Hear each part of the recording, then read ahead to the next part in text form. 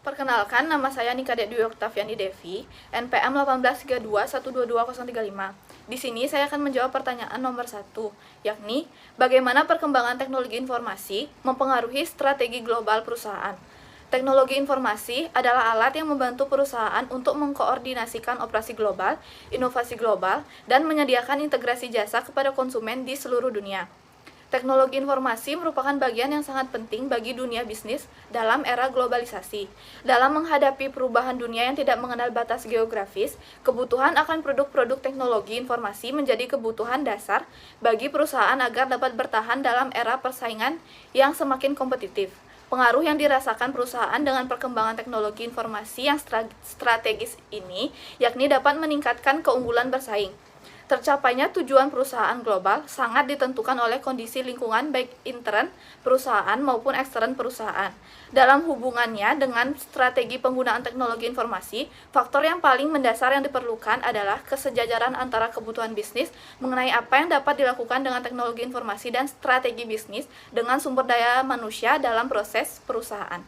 Terima kasih. Saya Nikade Febi Dwi Yustina, NPM 1832122055. Di sini saya akan menjawab pertanyaan nomor 2, yaitu apa sajakah faktor pendorong yang menentukan potensi globalisasi industri? Globalisasi merujuk pada proses interaksi dan integrasi di seluruh dunia di mana telah ada gerakan menuju integrasi ekonomi, keuangan, perdagangan, dan komunikasi. Faktor yang mendorong globalisasi diantaranya adalah berkurang hambatan perdagangan dan investasi, kemajuan di bidang teknologi dan telekomunikasi, dan pengurangan biaya transportasi. Jika dikombinasikan, faktor-faktor tersebut mengurangi biaya yang telah melakukan bisnis di seluruh dunia. Globalisasi juga memungkinkan perusahaan untuk memasak sumber daya lebih rendah untuk mempelajari kompetensi baru dan untuk lebih membedakan produk. Akibatnya, ekonomi pasar dunia menjadi lebih integrasi dan saling bergantungan. Terima kasih. Perkenalkan, saya Nilo Putri Desi Sriwayuni dengan NPM 180122271. Di sini saya akan menjawab soal nomor 3. Tahun 1990 menandai dekade pertama saat perusahaan domestik seluruh dunia harus mulai berpikir secara global. Waktu dan jarak menyusut dengan cepat sejalan dengan datangnya arus komunikasi, transportasi, dan finansial yang lebih cepat.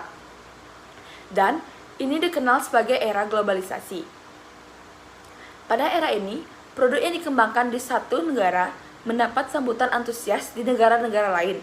Namun, demikian persaingan global yang terjadi saat ini juga. Selanjutnya, dijelaskan bahwa perusahaan yang menjual industri global tidak memiliki pilihan lain kecuali menginternasionalisasi operasi mereka. Persyaratan mutu yang terlalu tinggi yang dikehendaki negara pengimpor dengan jumlah dengan mutu yang tidak sesuai dengan kuota. Terkait dengan masalah terakhir, dengan demikian, perusahaan dituntut untuk mengetahui dan menerapkan standarisasi regional di beberapa negara atau standarisasi internasional yang sesuai agar mutu produknya konsisten dari waktu ke waktu dan dapat diterima oleh masyarakat pengimpor. Dalam memproduksi dan memasarkan produk, suatu perusahaan harus membuat mutu produk tersebut tidak menyimpang dari standar yang telah dibuat. Baik itu standar perusahaan, standar nasional, maupun standar internasional. Untuk memperkenalkan mutu produk tersebut, perusahaan menggunakan merek. Dalam perdagangan bebas atau globalisasi, perusahaan dapat membuat mutu produk yang sama dan tetap sesuai dengan standar yang berlaku. Namun, dengan merek yang dapat disesuaikan di mana produk tersebut akan dipasarkan. Agar produk tersebut dapat diterima dan diminati oleh konsumen setempat. Terima kasih. Perkenalkan, saya Nilo Gede Cynthia, MPM 183212241 akan menjawab pertanyaan nomor 4 dengan soal apa manfaat dari inflasi strategi pemasaran global. Yang pertama, yaitu meningkatkan kompetensi para perusahaan. Pemasaran global mempunyai suatu tujuan untuk meningkatkan kompetensi atau keahlian setiap perusahaan untuk bisa mencari dan mendapatkan berbagai ide, serta pengetahuan baru dalam hal penjualan produknya kepada masyarakat.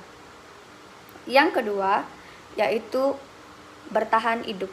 Manfaat lainnya dari strategi pemasaran global adalah demi bertahan hidup dan demi memenuhi kebutuhan pokok masyarakat. Yang ketiga, yaitu kualitas produk yang lebih baik. Setiap perusahaan akan dituntut untuk bisa selalu melahirkan ide yang segar, berkualitas dalam pemasaran global agar produknya bisa menjadi produk yang unggul. Yang keempat, yaitu pertumbuhan ekonomi. Perkembangan masyarakat akan sangat tergantung pada aktivitas jual dan beli yang ada di sekitar kita. Untuk itu, pemasaran global akan sangat berpengaruh dengan adanya perkembangan ekonomi masyarakat. Yang terakhir, yaitu meningkatkan selera masyarakat. Membuat produk yang sesuai dengan selera masyarakat adalah cara harus ditempuh agar produk pengusaha bisa laku dan diminati oleh masyarakat. Selanjutnya saya akan menjawab soal nomor 5 dengan soal bagaimana perbedaan strategi pemasaran regional dan pemasaran global. Perbedaan pemasaran regional dan pemasaran global, yaitu pemasaran regional hanya di beberapa negara saja, sedangkan pemasaran global dilakukan di seluruh dunia dengan jangkauan yang sangat luas. Terima kasih. Perkenalkan, nama saya Nika Dwi Oktaviani Devi, NPM 1832122035. Di sini saya akan menjawab pertanyaan nomor 6, yakni apa kelebihan dan kelemahan strategi pemasaran regional. Biasanya perusahaan yang menerapkan strategi ini adalah perusahaan yang beroperasi dalam 2 atau 3 provinsi atau wilayah dari suatu negara. Adapun kelebihan dari strategi pemasaran regional, yakni yang pertama, persaingan pada pasar ini masih sangat rendah dikarenakan pasar yang tidak seluas pasar global, sehingga memperbesar kemungkinan para pedagang memperluas dagangannya. Yang kedua, pasar regional memiliki sasaran utama, yakni mendiversifikasikan resiko. Ini berarti apabila terjadi guncangan terhadap wilayah yang satu, maka profitabilitas masih akan berjalan normal. Ini seperti perusahaan mempunyai cadangan penghasilan. Dan kelemahan dari strategi pemasaran regional, yakni yang pertama, pasar regional biasanya hanya diadakan di satu tempat antara regional dengan regional lainnya, dan barang serta jasa yang diperdagangkan berbeda, sehingga konsumen kesulitan untuk mencari barang yang dibutuhkan. Yang kedua, dalam pasar regional, kelemahan terbesar strategi ini yakni menghadapi munculnya pemasar global karena pemasar regional umumnya tidak fokus pada perubahan di pasar global, sehingga mereka tidak menyadari banyaknya pesaing yang potensial. Terima kasih.